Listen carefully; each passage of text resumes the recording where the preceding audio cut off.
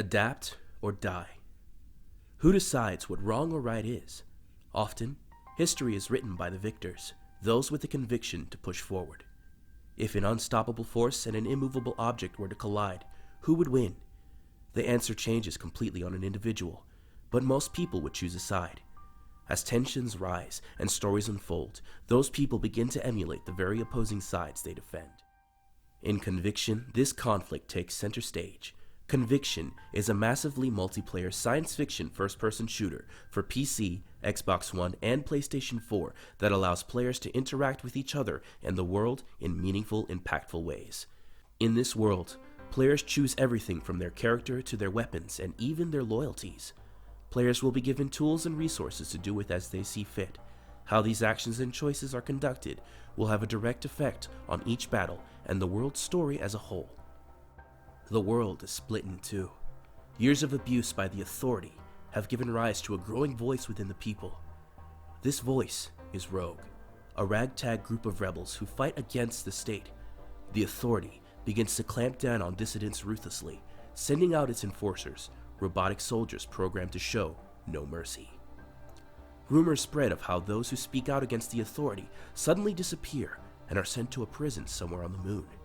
Seeking information, Rogue learns of an escaped convict that managed to find his way back to Earth from the rumored prison on the moon.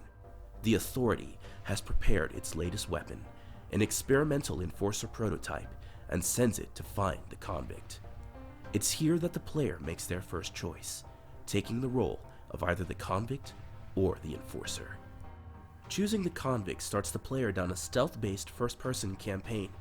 In these missions, the player must avoid the forces of authority while looking for the help from Rogue. To do this, the player must use a combination of the environment, weapons, and specialized tools to avoid the enemy. Early on, the player's tools are limited, leaving him vulnerable to larger threats if careless. This is remedied by the use of the visor, a tool that can be used by the player to mark important targets, enemies, and tools to assist the player in remaining unseen across the map. If the player chooses to side with the authority, they take the role of HX-01, the experimental hunter prototype. This campaign has a more traditional first-person action as the player guns his way through enemy strongholds and hunts down targets. The player is armed with powerful weapons such as heavy assault rifles, sniper rifles, an array of shoulder-mounted missiles, along with non-lethal options like stun rounds and capture nets. However, the player's greatest tool is HX-01.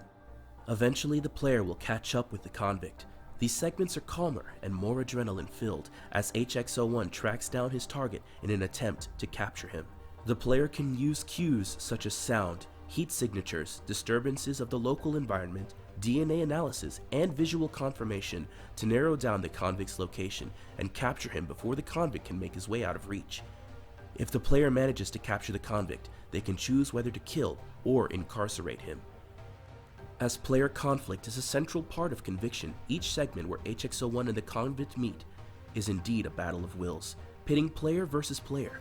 These are not AI combatants that players face, but in fact, others making their way through the game. This pushes players to fight back hard and attempt to outwit the other, since the player who fails their objective will be sent back to their last checkpoint. Each mission opens up the player to new strategies and enemies, allowing them to experience the world as a whole. While a player's journey in the single player might end, the story of conflict between Rogue and the Authority does not, as the player moves on to the real game experience in PvP. The end goal of PvP is for a player's faction to control as much of the map as possible, and can gain control by participating in PvP matches, killing NPC units across the map, finding rare resources, and attempting a stronghold siege. The faction that has the most control by the end of the week will be declared the victor, and be allowed to choose where their stronghold will be placed the following week, as well as receive more experience and resources than the enemy faction. Players can choose between the game's two factions, as well as creating a character and class. And the main draw of PvP, stronghold sieges. These are full-scale battles between factions as players push into enemy territory in an attempt to take control of it away. Capture points around the map are open for players to contest and defend, with the stronghold being given to the victor. Vehicles such as transport cars, tanks, and aircraft are available for players to allow more freedom of movement and new avenues of attack on enemies. PvP itself relies heavily on the map, class choice, and strategic planning among factions, as players will have to adapt their playstyles and strategies to best combat enemy factions. One of our central focuses in PvP is developing a well-balanced class system designed to give players new opportunities to fight. Each faction has several classes to choose from, each with their own strengths and weaknesses. A well-balanced team will require players of each type of class to allow for multiple offensive and defensive options, making PvP an asymmetrical experience. Within each class, there are multiple skills that can be unlocked and upgraded. However, a player cannot equip more than 3 active skills, making players want to choose the skills that best suit their playstyles and those of their teammates. In addition, each class has a few weapons that they can use, with some overlap among weapon types. There are 3 types of classes: light, medium, and heavy. Light classes are speedy and difficult to pin down. However, if caught, they are easy to take out. They carry quick, short-ranged weapons, like pistols or SMGs. Medium classes are well-rounded in both speed and durability, but can never excel in either category. Their weapons are traditional selections, such as assault rifles and shotguns.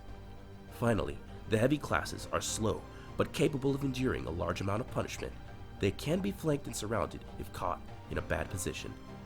Weapons here are large, cumbersome, and powerful, including heavy machine guns, grenade launchers, and rocket launchers. Players can have up to 3 possible loadouts when creating a class, and build-up experience for one class does not unlock skills and weapons for another. While it is important to balance a team based on class types, players must also keep the ever-changing map in mind when creating a class loadout.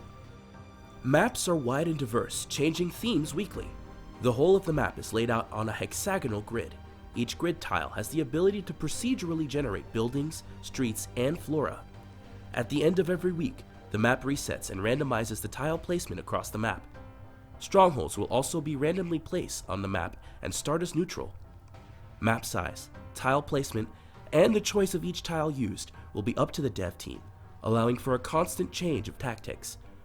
Players will have to adapt to a new map each week, changing weapons, skills, and team compositions based on the environment.